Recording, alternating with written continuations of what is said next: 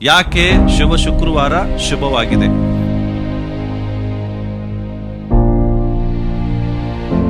ಅಂದ್ರೆ ರೋಮಾಪುರ ಪತ್ರಿಕೆ 6:6 ಹೇಳ್ತದೆ, ಪಾಪಾಧೀನ ಸ್ವಭಾವವು ನಾಶವಾಯಿತು. ಹಲೋ,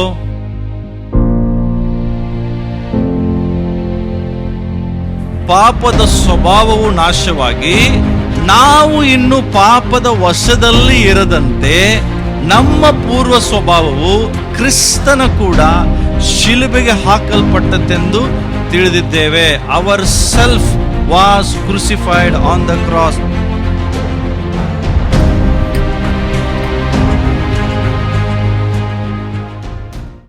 ಇವತ್ತು ದೇವರು ನಿಮಗೆ ನಮಗೆ ಗೊತ್ತು ಮಾಡಿದ್ದಾರೆ ಆತನು ಯಾಕೆ ಶಿಲುಬೆ ಮೇಲೆ ಸತ್ತ ಪ್ರಿಯರೇ. ಓಕೆ, ಸೊ ಇವತ್ತು ಆ ವಾಕ್ಯವನ್ನು ಓದಿಕೊಳ್ಳೋಣ. ಎಲ್ಲರೂ ತೆಗಿರಿ, ಒಂದು ವಾಕ್ಯ ಓದಿಕೊಳ್ಳೋಣ. 1 ಕೊರಿಂಥ 1:8. ಯಾಕೆ ಶುಭ ಶುಕ್ರವಾರ ಶುಭವಾಗಿದೆ? ಯಾಕೆ ಗುಡ್ ಫ್ರೈಡೆ ಗುಡ್ ಆಗಿದೆ? ಓಕೆ, 1 ಕೊರಿಂಥ 1:18 ಹೇಳ್ತದೆ, ಶಿಲುಬೆಯ ಮಾತು. ಎಲ್ಲರೂ ಹೇಳೋದನ ಬೇಗ.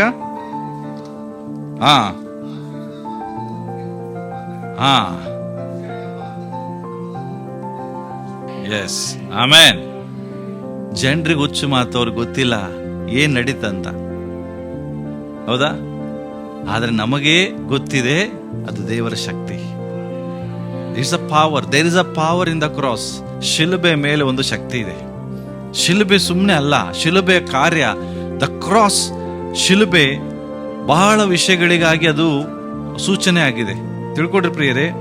ಫಸ್ಟ್, ಶಿಲುಬೆ ಅಂತ ಹೇಳಿದ್ರೆ ಇಟ್ಸ್ ಅ ಸೆಲ್ಫ್ ಸ್ಯಾಕ್ರಿಫೈಸ್. ಇದು ಯೇಸು ತನ್ನನ್ನೇ ತಾನು ಬಲಿದಾನವಾಗಿ ಕೊಟ್ಟಂತ ಒಂದು ಸೂಚನೆ, self sacrifice. Cross is a symbol of submission. Cross is a symbol of self sacrifice. Submission means ಒಪ್ಪಿಸಿಕೊಡುವಿಕೆ. ಕ್ರಾಸ್ ಅಂದ್ರೇನು? ಶಿಲುಬೆ ಅಂದ್ರೆ ಒಪ್ಪಿಸಿಕೊಡುವಂತ, ತನ್ನನ್ನು ತಾನು ಒಪ್ಪಿಸಿಕೊಟ್ಟ. And cross is the symbol of death. ಶಿಲುಬೆ ಅಂದ್ರೆ ಮರಣ. ಬಹಳ ಜನರಿಗೆ ಗೊತ್ತಿಲ್ಲ, ಶಿಲುಬೆ ಹಾಕೊಂಡು ಅಡ್ಡಾಡ್ತಾರೆ. ಶಿಲುಬೆ ಅಂದ್ರೆ ಏನು ಗೊತ್ತಿಲ್ಲ, ಶಿಲುಬೆ ಹಾಕೋತಾರೆ. But cross is a symbol of rejection. ತಿರಸ್ಕರಿಸುವಂತ ಒಂದು ಸೂಚನೆ ಅದು. ಶಿಲುಬೆಯಲ್ಲಿ ಯಾರ ಹಾಕ್ಬಿಟ್ರೆ ಮುಗಿತವನನ್ನ ಜನ ನೋಡ್ತಿರ್ಲಿ, ಇವನು ಪಾಪಿ, ತಿರಸ್ಕರಿಸಲ್ಪಟ್ಟಂತ ವ್ಯಕ್ತಿ, ಇದು ತೋರಿಸ್ತದೆ. It's a symbol of death. ಇದು ಮರಣವನ್ನ ಸೂಚಿಸ್ತದೆ. ಓಕೆ, ಬಟ್ ಆ ಶಿಲುಬೆಯಲ್ಲಿ ನಡೆದಂತ ಕಾರ್ಯಗಳು ಏನು ಅನ್ನೋದು ನಾನು ನಿಮಗೆ ಹೇಳಿಕ್ಕೆ ಇಷ್ಟಪಡ್ತೇನೆ. ಓಕೆ, ದ ಫಸ್ಟ್ ಥಿಂಗ್ ತಿಳ್ಕೊಡ್ರಿ, ಅಲ್ಲಿಬ್ರು ಕಳ್ಳರಿದ್ದಾರೆ, ಮಧ್ಯದಲ್ಲಿ ಯೇಸು ಸ್ವಾಮಿ ಇದ್ದಾರೆ. ಆ ಇಬ್ರು ಕಳ್ಳರು ಶಿಲುಬೆಗೆ ಏರಿದ್ದು ಅವರು ಮಾಡಿದ ಪಾಪಕ್ಕಾಗಿ. ಅರ್ಥ ಆಗ್ತಾ ಇದೆ? ಆ ಇಬ್ರು ಕಳ್ಳರು ಶಿಲುಬೆಗೆ ಏರಿದ್ದು ಅವರು ಮಾಡಿದ ತಪ್ಪಿಗಾಗಿ, ಅವರು ಮಾಡಿದ ಪಾಪಕ್ಕಾಗಿ. ಆದ್ರೆ ಯೇಸು ಸ್ವಾಮಿ ಶಿಲುಬೆಗೆ ಏರಿದ್ದು ನಮ್ಮ ಪಾಪಕ್ಕಾಗಿ. ಯೇಸು ಸ್ವಾಮಿ ಯಾವ ಪಾಪ ಮಾಡಲಿಲ್ಲ, ಯೇಸು ಸ್ವಾಮಿ ಯಾವ ತಪ್ಪು ಮಾಡಲಿಲ್ಲ. ಬಟ್ ಯೇಸು ಸ್ವಾಮಿ ಶಿಲುಬೆಗೆ ಹಾಕಲ್ಪಟ್ಟಿದ್ದು ನಮ್ಮ ನಿಮ್ಮ ಪಾಪಗಳಿಗಾಗಿ. ನಾವು ನೀವು ನರಕಕ್ಕೆ ಹೋಗ್ಬಾರ್ದಂತ ಹೇಳಿ, ನಾವು ನೀವು ಶಿಕ್ಷೆ ಅನುಭವಿಸಬಾರ್ದಂತ ಹೇಳಿ, ನಮ್ಮ ಪಾಪಗಳಿಗಾಗಿ ಯೇಸು ಸ್ವಾಮಿ ಶಿಲುಬೆಗೆ ಏರಿದ್ರು. ಆ ಇಬ್ರು ಕಳ್ಳರ ರಕ್ತವು ಪಾಪದಿಂದ ತುಂಬಿತ್ತು, ಆದ್ರೆ ಯೇಸು ಕ್ರಿಸ್ತನ ರಕ್ತ ಮಾತ್ರ ಪರಿಶುದ್ಧವಾಗಿತ್ತು. ಸೊ ಆ ಕಳ್ಳರ ಜೊತೆಗೆ ಯೇಸುವನ್ನು ಹೋಲಿಸ್ತಾರೆ. ಬಟ್ ಯೇಸು ಕಂಪ್ಲೀಟ್ಲಿ ಆ ಕಳ್ಳರಿಗೆ ನಂದು ಬಹಳ ವ್ಯತ್ಯಾಸವಾಗಿದ್ದಾರೆ. ಯಾಕೆಂದ್ರೆ ಅವರು ಶಿಲುಬೆಯಲ್ಲಿ ಸತ್ತೋಗಿದ್ದು ಅವರವರ ಪಾಪಗಳಿಗಾಗಿ. ಆದ್ರೆ ನನ್ನ ಕರ್ತನು ಸತ್ತಿದ್ದು ನಿನ್ನ ಪಾಪಗಳಿಗೋಸ್ಕರ ಶಿಲುಬೆ ಮೇಲೆ ಆತನು ಸತ್ತನು. ಅದಕ್ಕೋಸ್ಕರ ನಾವು ರೋಮಾಪುರ ಪತ್ರಿಕೆ ತೆಗೆಯೋಣ, 6ನೇ ಅಧ್ಯಾಯ ತೆಗೆಯೋಣ. 6ನೇ ಅಧ್ಯಾಯ 6ನೇ ವಚನ.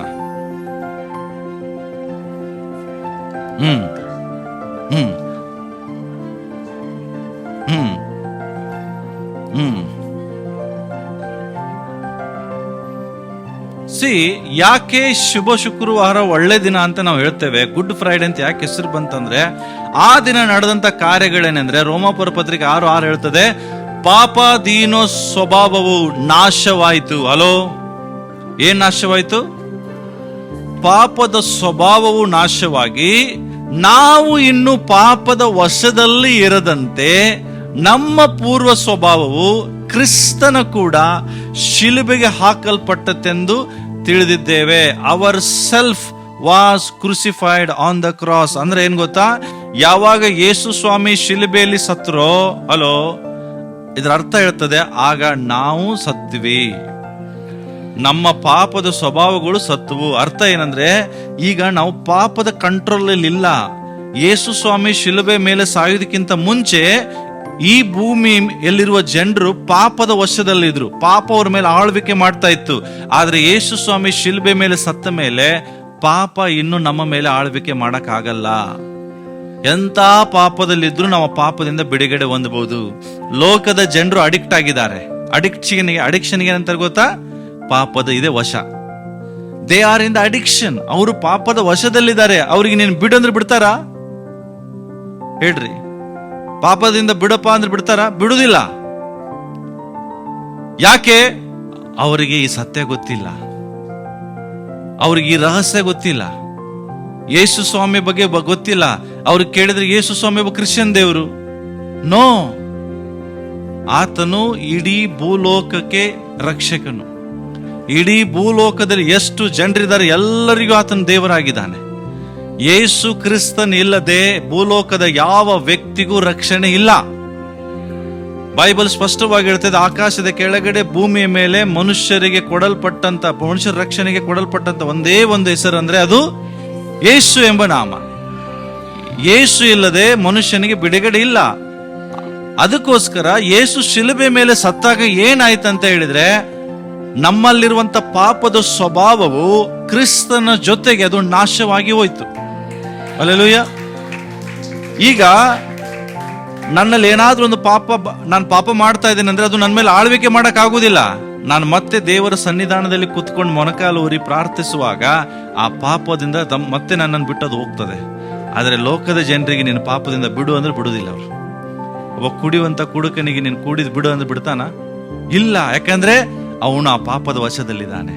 ಅದೇ ಒಬ್ಬ ವ್ಯಕ್ತಿ ಯೇಸು ಕ್ರಿಸ್ತನನ್ನು ನಂಬಿ ಯೇಸುವನ್ನ ಸ್ವಂತ ರಕ್ಷಕನಾಗಿ ಅಂಗೀಕಾರ ಮಾಡಿ ಯೇಸುವಿನ ಹೆಸರಿನಲ್ಲಿ ದೀಕ್ಷಾಸ್ನಾನ ತೆಗೆದುಕೊಂಡಂತ ವ್ಯಕ್ತಿ ಕುಡಿದು ಬಿಡಂದ್ರೆ ಅವನು ಬಿಡ್ತಾನೆ.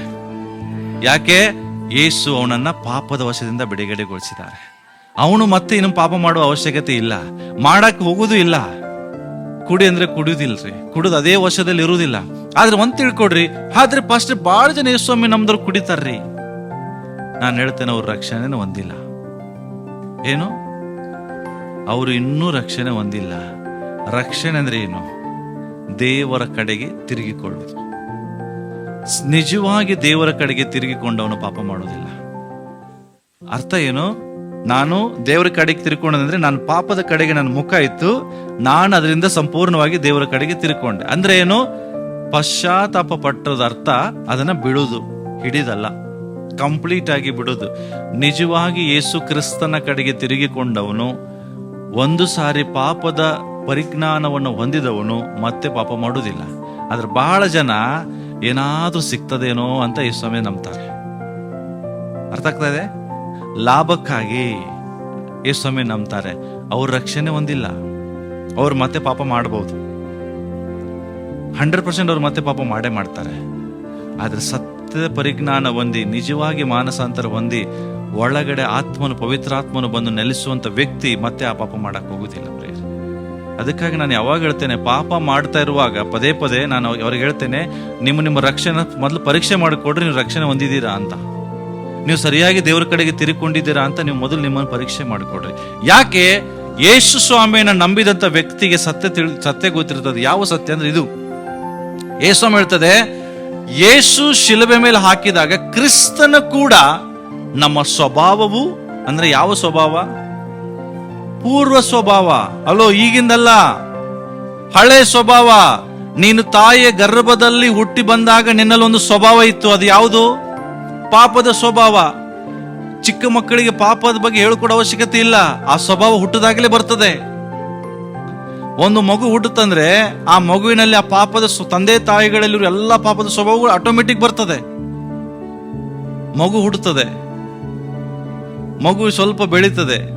ತೊಟ್ಟಲಲ್ಲಿ ಮಗು ಇರುವಾಗ ಅದು ಕೈ ಕೊಟ್ರೆ ಗಟ್ಟಿಯಾಗಿ ಹಿಡಿತದೆ ಇಲ್ರಿ? ನನಗೆ ಬೇಕಂತದ ತಂದೆ ತಾಯಿ ಹೇಳ್ಕೊಟ್ರ? ಅದಕ್ಕೆ ಯಾರು ಕೊಟ್ರಿ ಏನ್ ಬಿಡಬೇಡ ಹಿಂಗೆ ಹಿಡ್ಕೊ ಅಂತ? ಹಾಗಾದ್ರೆ ಈ ಸ್ವಭಾವ ಎಲ್ಲಿಂದ ಬಂತು?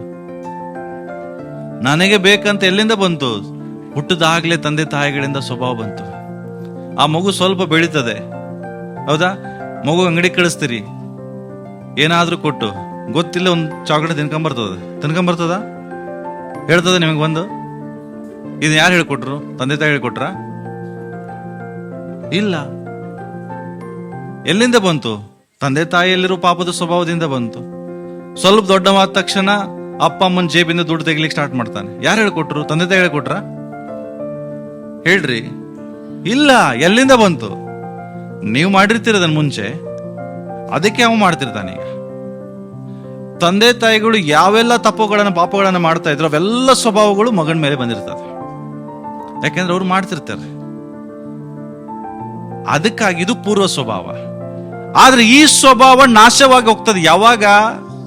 ಕೌನ್ಸಿಲಿಂಗ್ ಮಾಡೋದ್ರಿಂದ ಆಗುದಿಲ್ಲ, ಬುದ್ಧಿ ಹೇಳೋದ್ರಿಂದ ಈ ಸ್ವಭಾವ ಹೋಗುದಿಲ್ಲ. ಈ ಸ್ವಭಾವ ಹೋಗುದು ಯಾವಾಗ? ನೀನು ಯೇಸು ಮೇಲೆ ನಂಬಿಕೆ ಇಟ್ಟಾಗ. ಯಾಕೆ? ಯೇಸು ಮೇಲೆ ನಂಬಿಕೆ ಇಟ್ಟಾಗ ನಡೆದಂತ ಕಾರ್ಯ ಏನು ಗೊತ್ತಾ? ನಮ್ಮ ಪೂರ್ವ ಸ್ವಭಾವವು ಕೂಡ ಕ್ರಿಸ್ತನ ಕೂಡ ಏನಾಗಿದೆ? ಶಿಲುಬೆಗೆ ಹಾಕಲ್ಪಟ್ಟಿತ್ತೆಂದು ನಮಗೆ ಗೊತ್ತಿದೆ. ಅರ್ಥ ಏನು?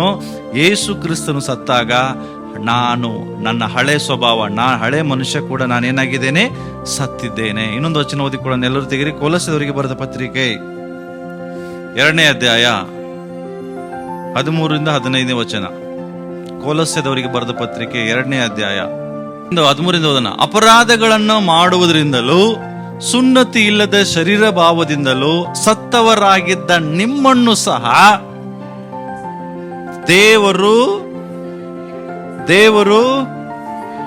ಎಲ್ಲರೂ ಹೇಳೋಣ, ದೇವರು ಕ್ರಿಸ್ತನೊಂದಿಗೆ ನಿಮ್ಮನ್ನು ಸಹ ಬದುಕಿಸಿದ್ದಾನೆ. ಏನಿದೆ ಅರ್ಥ? ನಾವ್ ಯಾರಾಗಿದ್ದೀವಿ ಗೊತ್ತಾ? ಸುನ್ನತಿ ಇಲ್ಲದಂತ ವ್ಯಕ್ತಿಗಳು. ಯಾರು ಸುನ್ನತಿ ಇಲ್ಲದವರು? ಸುನ್ನತಿ ಇದ್ದವ್ರು ಯಾರು? ಯಹೂದ್ಯರು, ಇಸ್ರಾಯೇಲರು. ಹೌದಾ? ಯಹೂದಿ ಜನರು ಮೋಶೆ ಧರ್ಮಶಾಸ್ತ್ರದ ಪ್ರಕಾರ ಅವರು ಸುನ್ನತಿಯನ್ನ ಮಾಡಿಸ್ಕೊಳ್ತಿದ್ರು. ಸುನ್ನತಿ ಮಾಡಿಸಿಕೊಂಡವರು ಮಾತ್ರ ದೇವರಿಗೆ ಸಂಬಂಧಪಟ್ಟವರಾಗಿದ್ರು. ಇದು ಹಳೆ ಒಡಂಬಡಿಕೆ. ಹಲೋ. ಆದ್ರೆ ನಾವು ಯಾರು? ನಾವು ಭಾರತೀಯರು, ಯಹೂದ್ಯರಲ್ಲ. ನಮಗೆ ಸುನ್ನತಿ ಇಲ್ಲ. ಆದ್ರೆ ಸುನ್ನತಿ ಇಲ್ಲದೆ ಇರುವಂತ ನಮ್ಮನ್ನು ಸಹ ಯೇಸು ಕ್ರಿಸ್ತನು ತನ್ನ ಮರಣದ ಮೂಲಕ ನಮ್ಮನ್ನ ಬದುಕಿಸಿದ. ಹೇಗೆ? ನಮ್ಮ ಎಲ್ಲ ಪೂರ್ವ ಸ್ವಭಾವಗಳು ಶಿಲುಬೆ ಮೇಲೆ ಜಡಿದು ನಾವು ಈಗ ಪೂರ್ವ ಸ್ವಭಾವ ಹೋದವರಲ್ಲ, ನಾವೆಲ್ಲ ನೂತನ ಸೃಷ್ಟಿ ಹೊಂದಿದ್ದೇವೆ. ದೇವರ ವಾಕ್ಯ ಹೇಳ್ತದೆ ರೋಮಾಪುರ ಪತ್ರಿಕೆ 12ನೇ ಅಧ್ಯಾಯದಲ್ಲಿ, ನೀವು ಯಾರು ಇಹಲೋಕದವರಲ್ಲ, ನೀವೆಲ್ಲರೂ ಪರಲೋಕದವರು. ಅದಕ್ಕೋಸ್ಕರ ಇಹಲೋಕದ ನಡವಳಿಕೆ ಅನಿಸ್ಬೇಡ್ರಿ. ಯಾಕೆ? ಇಹಲೋಕದ ಪಾಲಿಗೆ ನೀವು ಸತ್ತಿದ್ದೀರಿ. ಅದಕ್ಕೆ ಇಲ್ಲಿ ಹೇಳ್ತದೆ, ನಿಮ್ಮನ್ನು ಸಹ ಕ್ರಿಸ್ತನೊಂದಿಗೆ ಬದುಕಿಸಿದಾನೆ. ಆತನು ಹೇಳ್ರಿ ನಮ್ಮ ಅಪರಾಧಗಳನ್ನೆಲ್ಲ ಕ್ಷಮಿಸಿ, ಹೇಳ್ರಿ ನಮ್ಮ ಮೇಲೆ ದೋಷಾರೋಪಣೆ ಮಾಡಿದಂತ ಆಜ್ಞಾರೂಪವಾಗಿದ್ದಂತ ಪತ್ರವನ್ನ ಕೆಡಿಸಿ ಅದನ್ನು ಶಿಲುಬೆಗೆ ಜಡಿದು ಇಲ್ಲದಂತಾಗಿ ಮಾಡಿದ್ದಾನೆ. ಹಲ್ಲೆಲೂಯಾ. ಶಿಲುಬೆ ಮೇಲೆ ಏನ್ ಮಾಡಿದ್ರಿ? ಈ ರಹಸ್ಯ ಸೈತಾನಿಗೆ ಗೊತ್ತಾಗ್ಲಿಲ್ಲ. ಈ ರಹಸ್ಯ ಶತಾಧಿಪತಿಗಳಿಗೆ ಗೊತ್ತಾಗ್ಲಿಲ್ಲ. ಯೇಸು ಶಿಲುಬೆಗೆ ಹೋಗಿದ್ದೇ ನಮ್ಮ ಅಪರಾಧಗಳನ್ನ ಕ್ಷಮಿಸುವುದಕ್ಕಾಗಿ.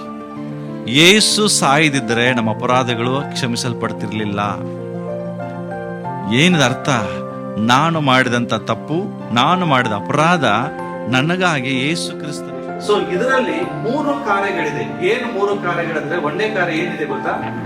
ಆತನು our death died with Jesus. ಕೊಲೊಸ್ಸೆದವರಿಗೆ ಬರೆದ ಪತ್ರಿಕೆ 2ನೇ ಅಧ್ಯಾಯ 13-15 ವಚನ ನಿಮ್ಮ ಬೈಬಲ್ ಓಪನ್ ಮಾಡಿ ಇಟ್ಕೊಡ್ರಿ.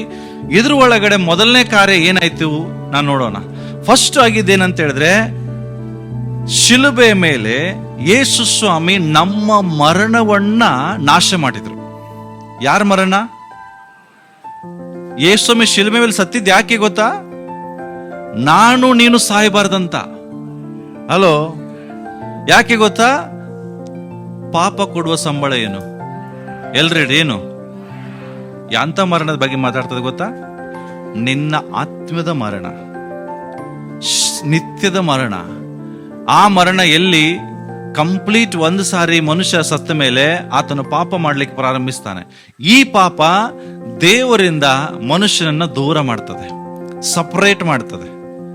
ಪಾಪಕ್ಕೂ ದೇವರಿಗೂ ಸಂಬಂಧ ಇಲ್ಲ, ಆದ್ರೆ ಮನುಷ್ಯ ಪಾಪ ಮಾಡ್ತಾನೆ ಇದ್ದಾನೆ. ಈ ಪಾಪದಿಂದ ಮನುಷ್ಯ ದೇವರಿಂದ ದೂರ ಹೋದ.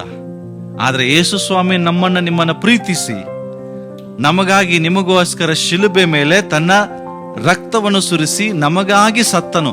ಸತ್ತಿದ್ರಿಂದ ಏನಾಯ್ತಂದ್ರೆ ನಿನ್ನ ಆತ್ಮಿಕ ಮರಣ ನಾಶವಾಯ್ತು. ಶಿಲುಬೆ ಮೇಲೆ ಯೇಸು ಸ್ವಾಮಿ ನಾಶ ಮಾಡಿದ್ರು. ಅರ್ಥ ಏನು ಗೊತ್ತಾ? ತಂದೆಯಿಂದ ನಾವು ದೂರ ಹೋಗಿದ್ವಿ, ಈಗ ಆಟೋಮೆಟಿಕ್ ಆಗಿ ದೇವರು ಮತ್ತೆ ನಮ್ಮನ್ನು ಒಂದು ಮಾಡ್ತಾರೆ. ಎಲ್ರು 2 ತಿಮೋತಿ ತೆಗಿರಿ. 2 ತಿಮೋತಿ 1:10 ಓದೋಣ. Okay, okay.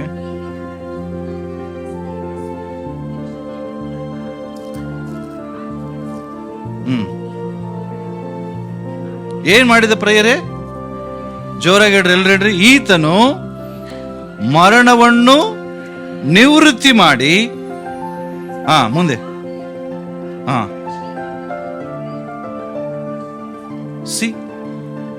ಎಲ್ರು ಹೇಳೋಣ. ಯೇಸು ಕ್ರಿಸ್ತನು ನನ್ನ ಮರಣವನ್ನು ನಿವೃತ್ತಿ ಮಾಡಿ ಹೊಸ ಜೀವವನ್ನು ನನಗೆ ಕೊಟ್ಟಿದ್ದಾನೆ. ಹಲ್ಲೆಲೂಯ. ದೇವರ ವಾಕ್ಯ ಹೇಳ್ತದೆ, ಯೇಸು ಕ್ರಿಸ್ತನು ಶಿಲುಬೆ ಮೇಲೆ ಮಾಡಿದ ಕಾರ್ಯದಲ್ಲಿ ಏನಂದ್ರೆ ಈತನು ಮರಣವನ್ನ ರಿಟೈರ್ಡ್. ನಿವೃತ್ತಿ ಅಂದ್ರೆ ಏನು? ಯಾರಿಗೆ ಹೇಳ್ತಾರೆ? ಕೆಲಸದಿಂದ ರಿಟೈರ್ಡ್ ಆಗ್ತಾರಲ್ಲ ಅವರಿಗೆ. ಅಂದ್ರೆ ನಾನು ನೀನು ಪಾಪದಲ್ಲಿದ್ವಿ, ಪಾಪ ಕೊಡುವ ಸಂಬಳ ಮರಣ ಆಗಿತ್ತು. ಮರಣ ಅಂದ್ರೆ ದೇವರಿಂದ ಅಗಲೀಕರಣ. ದೇವರು ನಾನು ಈ ಸಪರೇಷನ್. ನಮ್ಮ ಮಧ್ಯದಲ್ಲಿ, ದೇವರ ಮಧ್ಯದಲ್ಲಿ ನಮ್ಮ ಮಧ್ಯದಲ್ಲಿ ಒಂದು ಗ್ಯಾಪ್ ಇದೆ. ಅದಕ್ಕೆ ಕೇಳ್ತೇವೆ ಸಪರೇಷನ್. ಯಾಕೆಂದ್ರೆ ನಾವು ಆತ್ಮಿಕವಾಗಿ ಸತ್ತು ಹೋಗ್ತೇವೆ ಪಾಪ ಮಾಡಿದ್ರಿಂದ. ಆದ್ರೆ ಯೇಸು ಸ್ವಾಮಿ ನಾವ್ಯಾರು ದೇವರಿಂದ ದೂರ ಹೋಗ್ಬಾರ್ದು. ತಿಳ್ಕೊಡ್ರಿ, ನಾವು ಆಕ್ಚುಲಿ ಸುನ್ನತಿ ಇಲ್ಲದವ್ರು, ದೇವರಿಗೆ ಸಂಬಂಧ ಪಡೆದೇವ್ರವ್ರು. ನಮ್ಮನ್ನು ಸಹ ಯೇಸು ಕ್ರಿಸ್ತನು ದೇವರ ಸಮೀಪಕ್ಕೆ ಬರಮಾಡ್ತಾ ಇದ್ದಾನೆ. ಹೆಂಗೆ? ನಾವು ಸಾಯಬೇಕಾದ ಸ್ಥಳದಲ್ಲಿ ಯೇಸು ಕ್ರಿಸ್ತನ್ ಸತ್ತ. ಈ ಸಾವಿನಿಂದ ಏನಾಯ್ತು ಅಂತ ಹೇಳಿದ್ರೆ ದೇವರ ವಾಕ್ಯ ಹೇಳ್ತದೆ, ನಮ್ಮೆಲ್ಲರಿಗೊಂದು ಮರಣ ಇತ್ತು, ನಿತ್ಯ ಮರಣ ಇತ್ತು.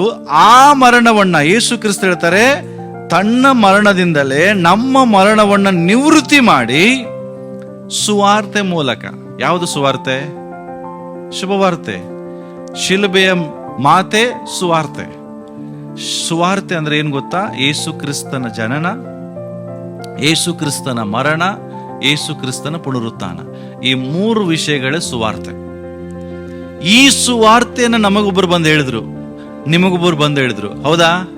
ಆ ಸುವಾರ್ತೆಯನ್ನ ನೀವು ಕೇಳಿದ್ರಿ. ಈ ಸುವಾರ್ತೆಯ ಮೂಲಕ ದೇವರು ನಮಗೆ ಏನ್ ಮಾಡಿದ್ರಂತೆ? ಜೀವವನ್ನು, ನಿರ್ಲಯತ್ವವನ್ನು ಪ್ರಕಾಶಗೊಳಿಸಿದ್ರು. ಅರ್ಥ ಏನು ಗೊತ್ತಾ? ಸಾಯಬೇಕಾಗಿದ್ದಂತ ನಮ್ಮನ್ನ ಮತ್ತೆ ನೀವು ಎಂದಿಗೂ ಸಾಯದ ಹಾಗೆ ಒಂದು ಆತ್ಮಿಕ ಜೀವಿತವನ್ನ ದೇವರು ನಮಗೆ ಕೊಟ್ರು. ಅದಕ್ಕಾಗಿ ದೇವರ ವಾಕ್ಯ ಹೇಳ್ತದೆ, ಯೇಸು ಕ್ರಿಸ್ತನನ್ನ ನಂಬಿದಂತವನು ಸಂತೋಷವಾಗಿ ಸಾಯ್ತಾನೆ. ಲೋಕದಲ್ಲಿರುವ ಜನರು ಸಾಯುವಾಗ ಅಳತಾ ಸಾಯ್ತಾರೆ. ಯಾವಾಗ ನಾನು ಹೇಳೋದೇನು ಗೊತ್ತಾ? ಕ್ರಿಸ್ತನಲ್ಲಿ ಇದ್ದುಕೊಂಡು ಸಾಯುವುದು ನಮಗೆ ಲಾಭ. ಯಾರು ಹೇಳ್ತಾರೆ ಈ ಮಾತು? ಪೌಲನು. ನಾನು ಯೇಸು ಕ್ರಿಸ್ತನಲ್ಲಿದ್ದೀನಿ, ನಾನು ಸತ್ರೆ ನನಗೆ ಅದು ಲಾಭ. ಯಾಕೆ? ನಾನು ಎಲ್ಲಿರ್ತೇನೆ? ನಿರಂತರವಾಗಿ ದೇವರ ಸಂಗಡ ಇರ್ತಾನೆ. ಅದಕ್ಕೆ ಹೇಳ್ತೀನಿ, ಯಾರಾದ್ರೂ ಕ್ರಿಸ್ತನ ಜರ್ನಿಯನ್ನ ಮಾಡಿ, ಓಕೆ, ಯೇಸು ಕ್ರಿಸ್ತನ ವಿಷಯದ ಜೊತೆಯಲ್ಲಿದ್ದುಕೊಂಡು ಆತನ ಸಂಗಡ ಪ್ರಯಾಣ ಮಾಡಿ ಸತ್ತ ಮೇಲೆ ಸಂತೋಷ ಪಡ್ರಿ, ದುಃಖ ಪಡೋ ಅವಶ್ಯಕತೆ ಇಲ್ಲ. ಯಾಕೆ? ಅವರು ನಿತ್ಯ ನರಕಕ್ಕೆ ಹೋಗಿಲ್ಲ. ಅವರೆಲ್ಲಿ ಹೋಗ್ತಾರೆ? ದೇವರ ಬಳಿಗೆ ಹೋಗ್ತಾರೆ, ದೇವರ ಸಂಗಡ ಇರ್ತಾರೆ. ಅವರು ಮತ್ತೆ ಸಾಯುವುದಿಲ್ಲ. ಸಾವು ಎದಕ್ಕೆ ಬಂತು? ಅಲ್ಲಲ್ಲ, ಈಗ ಮನುಷ್ಯ ಸತ್ತೋಗ್ತಾನೆ, ಅವನಿಗೆ ಸಾವು ಎದಕ್ಕೆ ಬಂತು? ಆತ್ಮಕಲ್ ಶರೀರಕ್ಕೆ. ಬಟ್ ಒಳಗಿಡರು ಮನುಷ್ಯ ಸತ್ತಿಲ್ಲ. ನೀವು ತಿಳ್ಕೊಳ್ರಿ. ಲೋಕದ ಸಾವಿಗೂ ಕ್ರೈಸ್ತರ ಸಾವಿಗೂ ಇರೋ ವ್ಯತ್ಯಾಸ ಹೇಳ್ತೇನೆ ಕೇಳ್ರಿ. ಅವ್ರು ಹೇಳ್ತಾರೆ ಸತ್ನು, ಏನ್ ಹೇಳ್ತಾರೆ? ಸತ್ ಹೋದ ಅಂತ ಹೇಳ್ತಾರೆ. ಬಟ್ ಕ್ರೈಸ್ತರು ಸಾಯುವುದಿಲ್ಲ, ಅವರು ನಿದ್ರೆ ಹೋಗ್ತಾರೆ. They are promoted to glory. Promoted to glory ಅಂದ್ರೆ ಮಹಿಮೆಗೆ ಸೇರಲ್ಪಡ್ತಾರೆ. ಸಾಯ್ತಿಲ್ಲ. ಕ್ರೈಸ್ತರು ಸತ್ತಾಗ ಸತ್ತರು ಅಂತ ಹೇಳುವುದಿಲ್ಲ, ನಿತ್ಯತ್ವಕ್ಕೆ ಸೇರಿದ್ರು ಅಂತ ಹೇಳ್ತಾರೆ. ಈ ಪದ ನೀವು ಬಳಸೋದಿಲ್ಲಲ್ಲ ಬಹಳ ಜನ. ಏನ್ ಬಳಸ್ತೀರಿ? ಅಯ್ಯೋ ಸತ್ತು, ನಿಮಗೆ ಸಾವೇ ಇಲ್ಲ, ಮತ್ತೆ ಯಾಕೆ ಈ ಪದ ಬಳಸ್ತೀರಿ? ನಾನು ಹೇಳ್ತಾ ಇಲ್ಲ ನಿಮ್ಗೆ ಸಾವಿಲ್ಲ ಅಂತ. ಯಾರು ಹೇಳ್ತಾ ಇದ್ದಾರೆ? ಸಾವು ಬರೋದು ಯಾರಿಗೆ? ಶರೀರಕ್ಕಲ್ಲ, ಆತ್ಮ ಒಳಗಡೆ ಇದೆ. ನೋಡ್ರಿ, ಮನುಷ್ಯ ಈ ಲೋಕದಲ್ಲಿ ಅವನಿಗೆ ಡೆತ್ ಆದಾಗ ಹೇಳ್ತಾರೆ ಸತ್ತೋದ ಅಂತಾರೆ. ಬಟ್ ಅರ್ಥ ಏನು? ನಿಮ್ಮ ಆತ್ಮಕ್ಕೆ ನಿಮ್ಮ ಹೆಸರಿದು, ನಿಮ್ಮ ಶರೀರಕ್ಕಲ್ಲ. ಒಳಗಡೆ ಇರೋ ಆತ್ಮ ಇದೆ, ಅದಕ್ಕೆ ಸಾವಿಲ್ಲ. ಆದ್ರೆ ಯೇಸುವನ್ನ ಅರಿಯದೇ ಇದ್ರೆ ಅದು ನಿತ್ಯ ನರಕದಲ್ಲಿ ಸತ್ತೋಗ್ತದೆ. ಆದ್ರೆ ನಿಮಗೂ ನಮಗೂ ಒಂದು ನಿರೀಕ್ಷೆ ಇದೆ, ನಮಗೆ ಸಾವಿಲ್ಲ. ಅದಕ್ಕೆ ಸ್ವಾಮಿ ಹೇಳ್ತಾರೆ ಯೋಹಾನ ಬರೆದ ಸುವಾರ್ತೆ 6ನೇ ಅಧ್ಯಾಯದಲ್ಲಿ, ಯಾರಾದ್ರೂ ನನ್ನ ದೇಹವನ್ನು ನನ್ನ ರಕ್ತವನ್ನು ಕುಡಿದರೆ, ನನ್ನ ದೇಹವನ್ನು ತಿಂದರೆ ಅವನೆಂದಿಗೂ ಸಾಯುವುದಿಲ್ಲ. ಯಾಕೆ? ಅವನನ್ನ ಮತ್ತೆ ಕಡೇ ದಿನದಲ್ಲಿ ನಾನು ಎಬ್ಬಿಸ್ತೇನೆ. ಹಲ್ಲೆಲೂಯ. ಅರ್ಥ ಏನಂದ್ರೆ ನಮಗೆ ಮರಣ ಇಲ್ಲ. ಹೇಳ್ರಿ. ಯೇಸು ಸ್ವಾಮಿ ಶಿಲುಬೆ ಮೇಲೆ ನಮಗಾಗಿ ಸತ್ತಾಯ್ತು, ಈಗ ನಮಗೆ ಸಾವಿಲ್ಲ. ನಾನ್ ಸಾಯಬಾರ್ದಂತಲೇ ಯೇಸು ಸ್ವಾಮಿ ಸತ್ತಿದಾರ್ರಿ. ಅರ್ಥ ಆಯ್ತಾ? ನಾವ್ ಯಾರು ಸಾಯಬಾರ್ದಂತ ಯೇಸು ಸ್ವಾಮಿ ಶಿಲುಬೆ ಮೇಲೆ ಸತ್ತಿದ್ದು. ಆದ್ರೆ ಸೈತಾನಿಗೆ ಗೊತ್ತಾಯಿಲ್ಲ, ಹುಚ್ಚ ಮಂಗಾದವನು. ಅವನು ತಿಳ್ಕೊಂಡ ಯೇಸು ಸ್ವಾಮಿ ಸತ್ತ, ನಾನು ಖುಷಿ ಪಡ್ದು. ಇಲ್ಲ, ಆತನು ಸತ್ತಿದ್ದೆ ಇವತ್ತು ನಾನು ನೀನು ಸಾಯಬಾರ್ದಂತ ಹೇಳಿ. ಅದಕ್ಕಾಗಿ ಈ ವಚನ ಹೇಳ್ತದೆ, ಡೆತ್ ವಾಸ್ ಕ್ಯಾನ್ಸಲ್ಡ್. ಈಗ ಓದಿದ ವಚನ ಏನಿದೆ? He has destroyed the death. English ಅಲ್ಲಿ ಹೇಳ್ತದೆ ಆತನು ಸಾವನ್ನ ನಿವೃತ್ತಿ ಮಾಡಲ್ಲ. ಇಂಗ್ಲಿಷ್ ಹೇಳ್ತದೆ he has destroyed the death and brought life to us. ನಮಗೆ ಜೀವವನ್ನ ಕೊಟ್ಟ. ಅದಕ್ಕೆ ಸ್ವಾಮಿ ಯೋಹಾನ 10:10 ಹೇಳ್ತಾರೆ, ನಾನ್ ಬಂದಿದ್ದೆ ನಿಮಗೆ ಜೀವ ಕೊಡಕ್ಕೆ, ಮರಣ ಅಲ್ಲ. ಯೇಸು ಬಂದಿದ್ದೆ ನಮಗೆ ಜೀವ ಕೊಡಕ್ಕೆ. ಅದನ್ನ ಯಾವಾಗ ಪ್ರೂವ್ ಮಾಡಿದ್ರು? ಶಿಲುಬೆ ಮೇಲೆ ತನ್ನ ಪ್ರಾಣವನ್ನು ಕೊಡುದ್ರ ಮೂಲಕ ಸಾಬೀತುಪಡಿಸಿದ್ರು ನಮಗಿನ್ನೂ ಮರಣ ಇಲ್ಲ. ಖುಷಿ ಆಗ್ತಿಲ್ವಾ? ಎಷ್ಟು ಸಂತೋಷ ಪಡ್ಬೇಕು ಗೊತ್ತಾ ಇದನ್ನ ನೀವು? ಕ್ರೈಸ್ತರಿಗೆ ಮರಣ ಇಲ್ಲ ರೀ. ಕ್ರೈಸ್ತರು ಎಂದಿಗೂ ನಾಶವಾಗುವುದಿಲ್ಲ. ಕ್ರೈಸ್ತರು ನರಕಕ್ಕೆ ಹೋಗಕ್ಕಾಗುವುದಿಲ್ಲ. ಯಾಕೆ? ನಾನು ಹೇಳ್ತಾ ಇಲ್ಲ, ದೇವರ ವಾಕ್ಯ ಹೇಳ್ತಾ ಇದೆ, ಆತನು ನಮ್ಮ ಮರಣವನ್ನು ಏನ್ ಮಾಡಿದ್ದಾರೆ? ನಿವೃತ್ತಿ ಮಾಡಿದ್ದಾರೆ, ಇಲ್ಲದಂತಾಗಿ ಮಾಡಿದ್ದಾರೆ. ಕಂಪ್ಲೀಟ್ ಮರಣನೇ ನಮಗಿಲ್ಲ. ನಿತ್ಯಕ್ಕೂ ಜೀವಿಸುವಂತವ್ರು ನಾವು, ನಿರಂತರಕ್ಕೂ ಯೇಸು ಸಂಗಡ ಇರುವಂತವ್ರು ನಾವು. ಆತನು ಮತ್ತೆ ಮೇಘೋಪಾದಿಯಲ್ಲಿ, ಆಕಾಶ ಮಧ್ಯದಲ್ಲಿ ಆತನು ತನ್ನ ಮೇಘವಾಹನವಾಗಿ ಬರುವಾಗ ದೂತ ಸೈನ್ಯರೊಡನೆ ಬರ್ತಾನೆ. ಆಗ ನಾವೆಲ್ಲರೂ ಮತ್ತೆ ಜೀವದಿಂದ ಎದ್ದು ಆ ಸೈನ್ಯವನ್ನ ಸೇರ್ತೇವೆ. ಹಲ್ಲೆಲೂಯ. ತಿಳ್ಕೊಡ್ರಿ, ಪ್ರಕಟಣೆ ಪುಸ್ತಕ ನೀವು ಓದ್ರಿ, ಲಾಸ್ಟಿಗೆ ಎಲ್ಲ ಎಂಡ್ ಆಗತ್ತೆ. ಇವನ್ ಸೈತಾನನು ಎಂಡ್ ಆಗ್ತಾನೆ. ಸೈತಾನನ ನಂಬಿದಂತ ಜನರು ನಾಶವಾಗಿ ಹೋಗ್ತಾರೆ. ಆಗ ಒಂದು ಹೊಸ ಯೆರೂಸಲೇಮ್ ಪಟ್ಟಣ ಆಗಿರ್ತದೆ, ಹೊಸ ಒಂದು ಲೋಕ ಸೃಷ್ಟಿಯಾಗಿರ್ತದೆ. ಆ ಲೋಕದಲ್ಲಿ ಯೇಸು ಕ್ರಿಸ್ತನ ಆಳ್ವಿಕೆ ಜೊತೆಗೆ ನಾವು ಆ ಲೋಕವನ್ನು ಆಳ್ತಿರ್ತೇವೆ. ಅವಾಗ ಸಾವಿಲ್ಲ, ನಿರಂತರಕ್ಕೂ ಹಿಂಗೇ ಜೀವಿಸುವಂತವ್ರಿ. ಪ್ರಿಯರೇ, ಇಂಥ ಕೃಪೆ ಯಾರು ಕೊಡ್ತಾರೆ ಹೇಳ್ರಿ? ಯಾರು? ನಿಜವಾಗಿ ಹೇಳ್ತಾನೆ, ಇವೆಲ್ಲ ಸತ್ಯವನ್ನು ನೀವು ನೆನೆಸುವಾಗ ಮನೇಲಿ ಒಬ್ಬರದಾಗ ಡ್ಯಾನ್ಸ್ ಮಾಡ್ಬೇಕು, ಕುಣಿಬೇಕು. ದೇವರು ಇಂಥ ಒಂದು ಕೃಪೆ ನಂಗೆ ಕೊಟ್ಟಿದಾರಲ್ಲ, ನಾನು ಸಾಯುವುದಿಲ್ಲ, ನಿತ್ಯ ನಿರತ್ತಕ್ಕೂ ದೇವರ ಸಂಗಡ, ಅದು ನನಗಾಗಿ ನಿಮಗಾಗಿ ಪ್ರಾಣ ಕೊಟ್ಟಂತ ಯೇಸುವಿನ ಸಂಗಡ ಇರ್ತೇವೆ. ಬಹಳ ಜನರಿಗೆ ಆಸೆ ಯೇಸು ಸ್ವಾಮಿನ ಮುಖಾಮುಖಿಯಾಗಿ ನೋಡ್ಬೇಕು. ಅರೆ, ಅವನ ಜೊತೆಗೆ ವಾಸ ಮಾಡ್ತೀರಿ ನೀವು, ಯೇಸು ಸ್ವಾಮಿನ ನೋಡ್ತಾನೆ ಇರ್ತೀರಿ, ವಾಸ ಮಾಡ್ತಾ ಇರ್ತೀರಿ. ಯಾಕಂದ್ರೆ ನಿಮಗೆ ಸಾವಿಲ್ಲ. ಯೇಸು ನಮಗಾಗಿ ಶಿಲುಬೆ ಮೇಲೆ ಸತ್ತಿದ್ದಾರೆ. ಅದಕ್ಕಾಗಿ ಕ್ರೈಸ್ತರಿಗೆ ಸಾವಿಲ್ಲ. ಓಕೆ. ಎರಡನೇದಾಗಿ ಯೇಸು ಸ್ವಾಮಿ ಏನ್ ಮಾಡಿದ್ರು? ನಮ್ಮ ಮರಣದ ಶಾಸನಗಳನ್ನು ಸಹ ಯೇಸು ಸಾಯಿಸಿದರು. ಅದನ್ನೇ ಈಗ ಓದಿದ್ವಿ ನಾವು. ಮತ್ತೊಂದ್ಸರಿ ತೆಗಿರಿ. 2 ಕೊಲೊಸ್ಸೆದವರಿಗೆ ಬರೆದ ಪತ್ರಿಕೆ 2ನೇ ಅಧ್ಯಾಯ 14ನೇ ವಚನ. ಓಕೆ.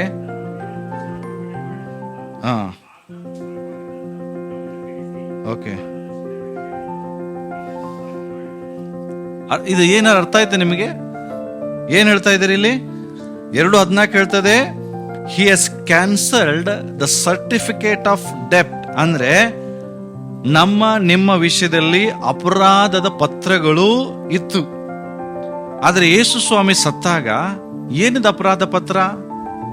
ನಿಮ್ಮ ಪುಸ್ತಕವನ್ನು ಓಪನ್ ಮಾಡೋರು ದೇವದೂತರು. ಓಕೆ, ಸೇಮ್ ಇದೇ ತರ ಪುಸ್ತಕ ಓಪನ್ ಆಗ್ತದೆ. ಅವಾಗ ನೀನು ಹುಟ್ಟದ ಹಾಗಿನಿಂದ ಸಾಯೋ ತನಕ ಏನೆಲ್ಲ ಗಣ ಕಾರ್ಯಗಳನ್ನು ಮಾಡಿರಲ್ಲ, ಎಲ್ಲ ಗಣ ಕಾರ್ಯಗಳು ಅಲ್ಲಿ ಬರ್ದಿರ್ತಾರೆ. ಪ್ರಿಂಟ್ ಆಗಿರ್ತದೆ, ವಿಡಿಯೋ ಚಿತ್ರನೂ ಇರ್ತದೆ. ಇದೇನು ಸ್ಕ್ರೀನ್ ನೋಡ್ತಿದ್ದೀರಲ್ಲ, ಬರೀ ಇದು 100, 150, 200 ಜನ ನೋಡೋ ಸ್ಕ್ರೀನ್ ಇದು. ಬಟ್ ಅಲ್ಲಿ ಲಕ್ಷಾನು ಕೋಟ್ಯಾನು ಗಟ್ಟಲೆ ನೋಡುವಂತ ಒಂದು ಸ್ಕ್ರೀನ್ ಇದೆ. ಎಷ್ಟು ದೊಡ್ಡ ಸ್ಕ್ರೀನ್ ಇರ್ಬೋದು. ಆ ಸ್ಕ್ರೀನ್ ಮುಂದೆ ನೀವು ಬರ್ತೀರಿ, ನಿಮ್ಮೆಲ್ಲ ಘನ ಕಾರ್ಯಗಳು ಅಲ್ಲಿ ಬರ್ತದೆ. ನೀನು ಒಬ್ಬನೇ ಇದ್ದಾಗ ಏನ್ ಮಾಡಿದಿ? ಗಂಡ ಗೊತ್ತಿಲ್ಲದೆ ಏನ್ ಮಾಡಿದಿ? ಹೆಂಡತಿ ಗೊತ್ತಿಲ್ಲದೆ ಏನ್ ಮಾಡಿದಿ? ಹುಟ್ಟದಾಗಿಂದ ಎಷ್ಟು ಸುಳ್ಳು ಹೇಳಿದಿ? ಎಷ್ಟು ಜನರಿಗೆ ಮೋಸ ಮಾಡಿದಿ? ಏನೆಲ್ಲ ಪಾಪ ಮಾಡಿದಿ? ಇವೆಲ್ಲ ಅಪರಾಧ ಪತ್ರದಲ್ಲಿ ಬರೆದಿಟ್ಟಿದ್ದಾರೆ. ನಿನ್ನ ಹೆಸರು ಟಕ್ಕನೆ ಗೂಗಲ್ ಓಪನ್ ಮಾಡಿಬಿಟ್ರೆ ನಿಂದೆಲ್ಲ ಜಾತಕ ಬಂದ್ಬಿಡ್ತದ. ಅಲ್ಲಿ ತಿಳ್ಕೊಡ್ರಿ, ಹುಟ್ಟದಾಗಿನಿಂದ ಇಷ್ಟೆಲ್ಲ ಪಾಪ ಮಾಡಿದಂತ ನಿನ್ನ ಹೆಸರಲ್ಲಿ ಬಂದ ಮೇಲೆ ನಿನ್ನನ್ನು ಎಲ್ಲಿ ಕಳಿಸ್ತಾರೆ? ಸ್ವರ್ಗಕ್ಕೆ ಕಳಿಸ್ತಾರ? ಸನ್ಮಾನ ಹಾಕಿ, ಶಾಲ್ ಹಾಕಿ, ಬಹಳ ಗಣ ಕಾರ್ಯ ಮಾಡಿ ಬಾಪ ಅಂತ ಕರ್ಕೊಂಡೋತಾರ? ಹೇಳ್ರಿ, ಈಗ ನೀವೇ ಊಹೆ ಮಾಡ್ರಿ. ನೀವು ಮಾಡಿದ ಕೆಲಸ ನಿಮ್ಗೆ ಗೊತ್ತಿಲ್ವಾ? ನಿಮ್ ಪ್ರಕಾರ ಹೇಳ್ರಿ, ನೀವು ಸ್ವರ್ಗಕ್ಕೆ ಹೋಗ್ಲಿಕ್ಕೆ ಯೋಗ್ಯರ ಆಗ್ತದ? ನಿಮ್ಮ ಅಪರಾಧ ಪತ್ರಗಳು ಹೇಳ್ಬಿಡ್ತದೆ, ಬಹಳ ಗಣ ಕಾರ್ಯ ಮಾಡ್ಕೊಂಡ್ ಬಂದಿಯಪ್ಪ ಅಂತೇಳಿ ನಿಮ್ಮನ್ನು ಶಾಲ್ ಹಾಕಿ ಕರ್ಕೊಂಡು ಹೋಗೋನು ಯಾರಂದ್ರೆ ಸೈತಾನ. ನೀ ನನ್ನ ರಾಜ್ಯಕ್ಕೆ ಸಂಬಂಧಪಟ್ಟವನು ಬಾಪ, ನೀ ನನಗಿಷ್ಟ ಆಗಿದ್ದೆಲ್ಲ ಮಾಡಿ, ನೀ ನನಗೋಸ್ಕರ ಎಲ್ಲ ಮಾಡಿ ಅಂತೇಳಿ ನಿಮ್ಮನ್ನೇನ್ ಮಾಡ್ತಾನೆ? ಪ್ರೀತಿಯಿಂದ ಕರ್ಕೊಂಡು ಹೋಗ್ತಾನೆ. ಕರ್ಕೊಂಡು ಹೋಗಿ ನೀವೇನ್ ತಿಳ್ಕೊತೀರಿ? ಬಹಳ ಪ್ರೀತಿ ತೋರಿಸ್ತಿದ್ದಾನೆ ಅಂತ ತಿಳ್ಕೊಂಡು ಮೇಲಿಂದ ಒದ್ದು ಬಿಡ್ತಾನೆ. ಸೀದಾ ಕುದಿ ಎಣ್ಣೆ ಮೇಲೆ ಬೀಳ್ತೀರಿ. ಫಸ್ಟ್ ಆ ಎಣ್ಣೆ ಕುದಿ ಹೋಗಿದ್ದೆ ನಿಮ್ಮನ್ನು ಮತ್ತೆ ಸೈತಾನ್ ದೂತರು ಎಬ್ಬಿಸ್ತಾರೆ. ಒಬ್ಬ ಕೈ ಹಿಡಿತಾನೆ, ಒಬ್ಬ ಕಾಲು ಹಿಡಿತಾನೆ, ಮತ್ತೊಬ್ಬ ತಂದು ಬೆಂಕಿಯಿಂದ ಚುಚ್ಚಿದಂಥದ್ದು ಎಲ್ಲವನ್ನು ಚುಚ್ಚಾಕ್ ಚಾಲ ಮಾಡ್ತಾನೆ. ಅದು ಕಬ್ಬಣ ಕಾದಿರ್ತದೆ ನೋಡ್ರಿ, ಕೆಂಪಾಗಿರ್ತದೆ. ಅದನ್ನ ನಿಮ್ಮ ದೇಹದಲ್ಲಿ ಚುಚ್ಚಾಕ್ ಚಾಲ ಮಾಡ್ತಾರೆ. ಹೆಂಗಾಗೋದು ನಿಮಗೆ? ಮತ್ತೊಬ್ಬ ಸೈತಾನ್ ದೂತ ಬರ್ತಾನೆ, ಅವನ್ ಮಾಡ್ತಾನೆ, ಸಾಯುವಂತ ಎಲ್ಲ ಹುಳಗಳು ನಿಮ್ಮ ಮೇಲೆ ಬಿಡ್ತಾನೆ, ಕಚ್ಚಿ ಸಾಯಿಸೋಂಗ್. ಅವಾಗ ಹೊಯ್ಕೋ ಬಡ್ಕೋ ಅಂದ್ರು ಕೇಳೋರಿಲ್ಲ. ಈಗ ಹೊಯ್ಕೊಂಡ್ರೆ ಕೇಳ್ತಾರೆ ದೇವ್ರು, ನಿಮ್ಮನ್ನು ಬಿಡುಗಡೆ ಮಾಡ್ತಾರೆ. ಈಗ ಬಡ್ಕೊಂಡ್ರೆ ದೇವ್ರು ಕೇಳ್ತಾರೆ. ಆದ್ರೆ ಅಲ್ಲಿ ಬಡ್ಕೊಂಡ್ರಿ, ಅದೇ ಶ್ರೀಮಂತ ಬಡ್ಕೊಳ್ತಿದ್ದಾನ ಮೇಲೆ ನರಕದಲ್ಲಿ ಕುತ್ಕೊಂಡು, ಅಯ್ಯೋ ಲಾಜರ, ನನಗೆ ನೀರಡಿಕೆ ಆಗಿದೆ, ಕಳಿಸು. ಅಬ್ರಾಮಕ್ಕೆ ಬೇಡ್ಕೊಂಡೆ. ಅಬ್ರಾಮ್ ಅಂತ ಹೇಳ್ತಾನೆ, ನಿನ್ ಕತೆ ಮುಗೀತು. ನೀನ್ ಏನ್ ಮಾಡ್ಬೇಕು ಎಲ್ಲ ಭೂಲೋಕದಾಗ ಮಾಡಿದ್ಯಪ್ಪ. ಆದ್ರೆ ಈಗ ನಿನಗೆ ಇದೇ ಗತಿ. ಯಾರು ಇನ್ ಮುಂದೆ ನೀನ್ ಅಲ್ಲಿಂದ ಇಲ್ಲಿ ಬರಕ್ಕಾಗಲ್ಲ, ಇಲ್ಲಿಯವರು ಅಲ್ಲಿ ಹೋಗಕ್ಕಾಗಲ್ಲ. ಆಗ ಅವನು ಹೇಳ್ತಾನೆ, ಅಯ್ಯೋ ಹಾಗಾದ್ರೆ ನನ್ನ ಅಣ್ಣ, ತಮ್ಮ, ತಂಗಿ, ಅಪ್ಪ, ಅಮ್ಮ ಎಲ್ಲ ಎಲ್ಲಿದ್ದಾರೆ? ಭೂಲೋಕದಾಗಿದ್ದಾರೆ. ದಯಮಾಡಿ ಲಾಜರನ್ನ ಕಳಿಸಿ ಸುವಾರ್ತೆ ಸಾರು, ಅವ್ರು ಇಲ್ಲಿ ಬರೋದು ಬೇಡ. ಅರ್ಥ ಆಗ್ತದೆ ನಾನು ಹೇಳಿದ್ ನಿಮಗೆ? ಯಾಕೆ ಅಂದ್ರೆ ಇದೆಲ್ಲ ಮರಣ ಶಾಸ್ತ್ರಗಳಂದ್ರೆ ನಿಮ್ಮ ಮೇಲೆ ಅಪರಾಧದ ಪತ್ರಗಳಿದಾವೆ. ಹುಟ್ಟದಾಗಿನಿಂದ ಇಲ್ಲಿವರೆಗೂ ನೀವು ಮಾಡಿದ ಎಲ್ಲ ತಪ್ಪುಗಳು, ಅಪರಾಧಗಳು ಬರೆಯಲ್ಪಟ್ಟಿದೆ. ಆದ್ರೆ ಯೇಸು ಸ್ವಾಮಿ ನಿಮಗಾಗಿ ಮಾಡಿದ ಕೆಲಸ ಏನ್ ಗೊತ್ತಾ? ನಿಮ್ಮ ಅಪರಾಧ ಪತ್ರ ಅಲ್ಲಿ ಬಂದ್ರೆ ನೀವು ಗೊತ್ತಿದೆ, ಯೇಸು ಸ್ವಾಮಿ ಗೊತ್ತಿದೆ, ನೀವು ಸ್ವರ್ಗಕ್ಕೆ ಹೋಗಕ್ಕೆ ಲಾಯಕ್ಕಿಲ್ಲ. ಅದಕ್ಕಾಗಿ ಯೇಸು ಸ್ವಾಮಿ ಏನ್ ಮಾಡಿದ್ರಿ? ಓದೋಣ ಇನ್ನೊಮ್ಮೆ. ಏನ್ ಮಾಡಿದ್ರು? ಎಲ್ಲಿ ನೋಡ್ರಿ, ಏನ್ ಮಾಡಿದ್ರು? ನಮ್ಮ ಅಪರಾಧಗಳನ್ನೆಲ್ಲ ಕ್ಷಮಿಸಿ, ನಮ್ಮ ಮೇಲೆ ದೋಷಾರೋಪಣೆ ಮಾಡಿದಂತ ಆಜ್ಞಾರೂಪವಾಗಿದ್ದಂತ ಪತ್ರವನ್ನ ಕೆಡಿಸಿ ಅದನ್ನ ಶಿಲುಬೆಗೆ ಜಡಿದು ಇಲ್ಲದಂತಾಗಿ ಮಾಡಿದ್ದಾರೆ. ಚಪ್ಪಾಳೆ ತಟ್ರಿ. ಅರ್ಥ ಆಯ್ತಾ? ಇಂಥ ಉಪಕಾರ ಯಾರು ಮಾಡ್ತಾರೆ ಹೇಳ್ರಿ? ಯಾರೋ ಒಬ್ಬರು ಊಟ ಮಾಡಿದಂತ ಬಿಲ್ ಒಬ್ರು ಕೊಟ್ರೆ ನಿಮ್ಗೆ ಎಷ್ಟು ಖುಷಿ ಆಗ್ತದ?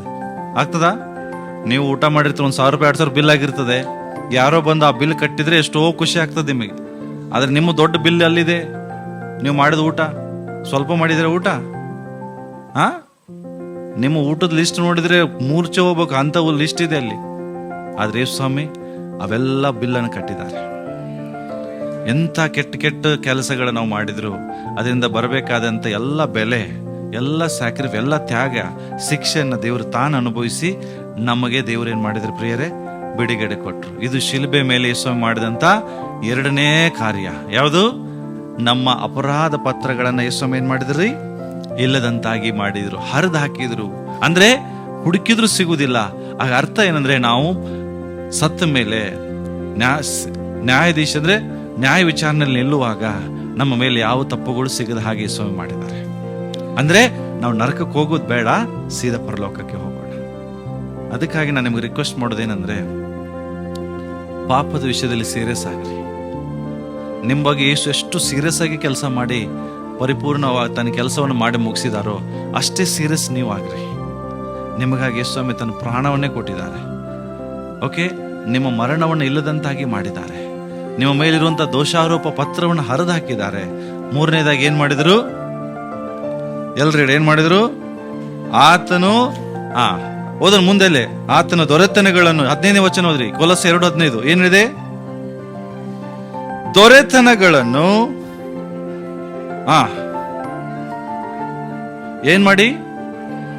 ನಿರಾಯುಧರನ್ನಾಗಿ ಮಾಡಿ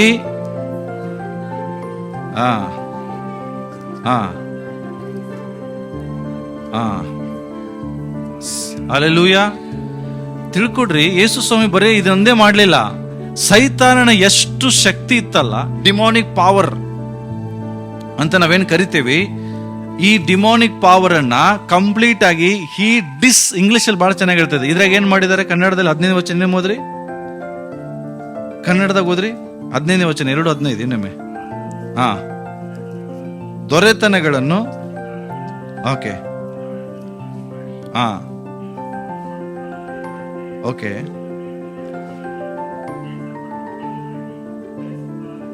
ಇಲ್ಲಿ ಅಧಿಕಾರಿಗಳನ್ನ ನಿರಾಯುಧರನ್ನ ಅಂದ್ರೇನು? ನಿರಾಯುಧ ಅಂದ್ರೆ ಆಯುಧಗಳೇ ಇಲ್ಲದಂಗೆ. ಆಯುಧಗಳು ಇಟ್ಕೊಂಡಿದ್ದಲ್ಲ ಅವನು, ಆತನ ಎಲ್ಲ ಆಯುಧಗಳೇ ಇಲ್ಲ, ಹಂಗೆ ಮಾಡಿದ್ರಿ. ಇನ್ನೊಂದು ಇಂಗ್ಲಿಷ್ ಅಲ್ಲಿ ಬಹಳ ಚೆನ್ನಾಗಿ ಹೇಳ್ತದೆ, at the cross Jesus disarmed the spiritual rulers and authorities. Disarmed ಅಂದ್ರೆ ಕೈಕಾಲೆ ಕಟ್ ಮಾಡಿದ್ರ ಅಂತ. ಸೈತಾನಿಗೆ ಕೈಕಾಲೆ ಇಲ್ಲ ಅಂದ್ರೆ ಹೆಂಗೆ ಅವನ್ ಶಕ್ತಿ ಇರ್ತದ ಹೇಳ್ರಿ? ಯೇಸು ಸ್ವಾಮಿ ಶಿಲುಬೆ ಮೇಲೆ ಸೈತಾನನನ್ನ ಬರೇ ಅವನ ಶಕ್ತಿಯನ್ನು ತಗೊಳ್ಳಿಲ್ಲ, ಆತನ ಕೈಕಾಲಗಳೇ ಇಲ್ಲದಂಗೆ ಮಾಡಿದ್ರು. ಅರ್ಥ ಏನಂದ್ರೆ, ಆತನಿಗೆ ಯಾವ ವಿಷಯದಲ್ಲಿ ಆತನಿಗೆ ಏನಿಲ್ಲ, ಈಗ ಪವರ್ ಇಲ್ಲ. ಯಾರಿಗೆ? ಸೈತಾನನಿಗೆ ಒಂದು ಚೂರು ಪವರ್ ಇಲ್ಲ. ಯಾಕೆ? ಯೇಸು ಸ್ವಾಮಿ ನರಕಕ್ಕೆ ಹೋಗಿದ್ದೇ ಆತನ ಎಲ್ಲ ಪವರ್ ಅನ್ನ ಹಿಡಿಸ್ಕೊಳ್ಳೋದಕ್ಕಾಗಿ. ಅಷ್ಟೇ ಅಲ್ಲ, ಪ್ರಕಟಣೆ ಪುಸ್ತಕ ತೆಗಿರಿ, 18ನೇ ವಚನ ಓದೋಣ.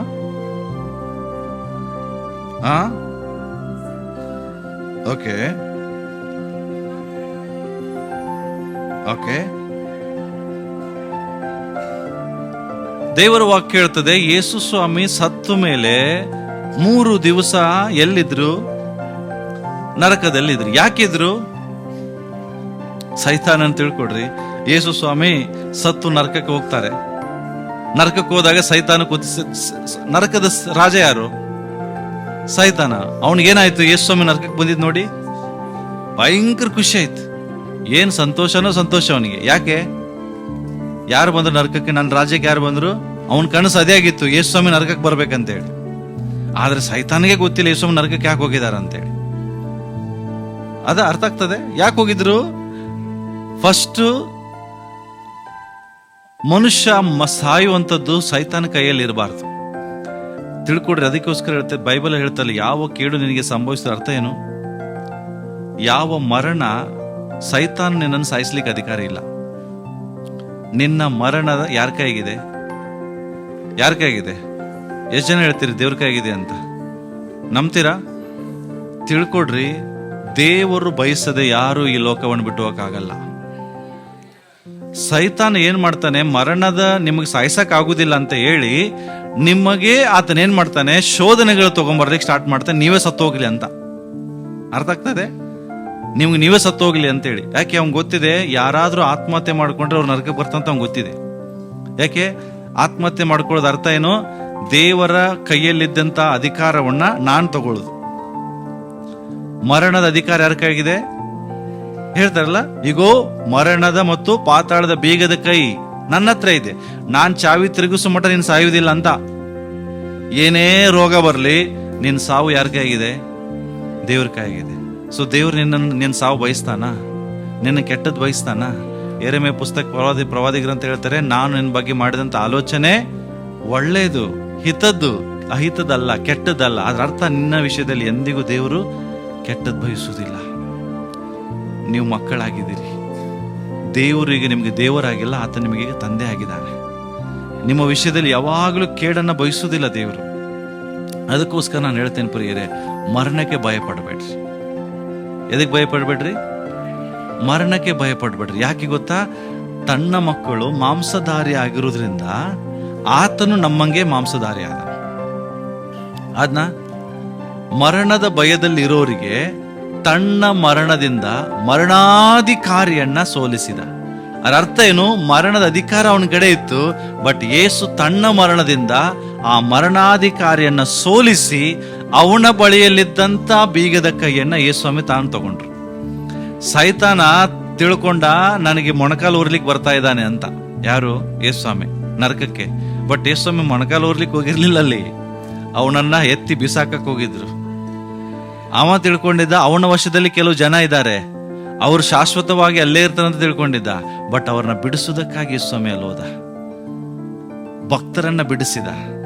ಎರಡನೇದಾಗಿ ಮರಣದ ಬೀಗದ, ಪಾತಾಳದ ಬೀಗದ ಕೈಯನ್ನು ತಗೊಂಡ. ಅದಕ್ಕಾಗಿ ದೇವ ಜನರು ಎಂದಿಗೂ ನಾಶವಾಗುವುದಿಲ್ಲ ಅಂತ ಅರ್ಥ ಏನಂದ್ರೆ, ನೀನ್ ನರಕಕ್ಕೆ ಹೋಗುದು ಯೇಸುಸ್ವಾಮಿ ಕೈಯಲ್ಲಿದೆ. ಯಾವಾಗ ನೀನ್ ನರಕಕ್ಕೆ ಹೋಗ್ತೀಯ ಅಂತ ಹೇಳಿದ್ರೆ, ನೀನು ಪಾಪದ ಪರಿಜ್ಞಾನವನ್ನ ಹೊಂದಿ ಮತ್ತೆ ಪಾಪದಲ್ಲೇ ಬೀಳುವಾಗ ದೇವರು ನಿಮ್ಮನ್ನ ಒಪ್ಪಿಸಿಕೊಡ್ತಾರಂತೆ ಸೈತಾನ ಕೈಗೆ. ಅಂದ್ರೆ ನೀನ್ ಪಾಪನೇ ಮಾಡ್ತಾ ಇರೋದ್ರಿಂದ ನೀನು ಹೋಗು ಅಂತ. ಅಲ್ಲಿ ತನಕ ದೇವ್ರು ನಿನ್ನ ಕೈ ಬಿಡುದಿಲ್ಲ. ಯಾಕೆ ಯೇಸು ಹೇಳಿದ್ದಾರೆ, ಯುಗದ ಸಮಾಪ್ತಿಯವ್ರಿಗೆ ಎಲ್ಲಾ ದಿವಸ ನಾನು ನಿನ್ನ ಸಂಗಡ ಇರ್ತೇನೆ, ನಾನಿನ್ನ ಕೈ ಬಿಡುವುದಿಲ್ಲ, ನಾನಿನ್ನ ತೊರೆಯುವುದಿಲ್ಲ. ಬಟ್ ಎಲ್ಲಿ ತನಕ ನೀನು ಆತನ ಕೈ ಹಿಡ್ಕೊಂಡಿರೋದಾಗಿ ನಿನ್ನ ಕೈ ಹಿಡಿತಾರ. ನೀನ್ ದೇವರಿಂದ ದೂರ ಹೋಗ್ಬೇಕಂತ ಬಯಸಿ ನೀನು ಬ್ಯಾಕ್ ಸ್ಲೈಡ್ ಆದ್ರೆ ದೇವ್ರು ಸಹ ಏನ್ ಮಾಡಕ್ಕಾಗೋದಿಲ್ಲ. ಬಟ್ ನಿನಗಾಗಿ ಆಲ್ರೆಡಿ ಸ್ವಾಮಿ ಏನ್ ಮಾಡಿದ್ದಾರೆ? ಪ್ರಾಣ ಕೊಟ್ಟಿದ್ದಾರೆ. ನಿನಗಾಗಿ ಯೇಸು ಸ್ವಾಮಿ ನಿನ್ನ ಮರಣವನ್ನು ಇಲ್ಲದಂತಾಗಿ ಮಾಡಿದ್ದಾರೆ. ನಿನಗಾಗಿ ಯೇಸು ಸ್ವಾಮಿ ಅಪರಾಧ ಪತ್ರವನ್ನು ಕೆಡಿಸಿದ್ದಾರೆ. ಅಷ್ಟೇ ಅಲ್ಲ, ಸೈತಾನನ ಎಲ್ಲ ಅಧಿಕಾರಗಳನ್ನ ನಿರಾಯುಧರನ್ನಾಗಿ ಮಾಡಿದ್ದಾರೆ, ಇಲ್ಲದಂಗಾಗಿ ಮಾಡಿದ್ದಾರೆ. ಸೈತಾನ್ ನಿನ್ ಮೇಲೆ ಆಳ್ವಿಕೆ ಮಾಡಕ್ಕಾಗಲ್ಲ. ಅದಕ್ಕಾಗಿ ಸೈತಾನಿಗೆ ಭಯ ಪಡಬೇಡ್ರಿ.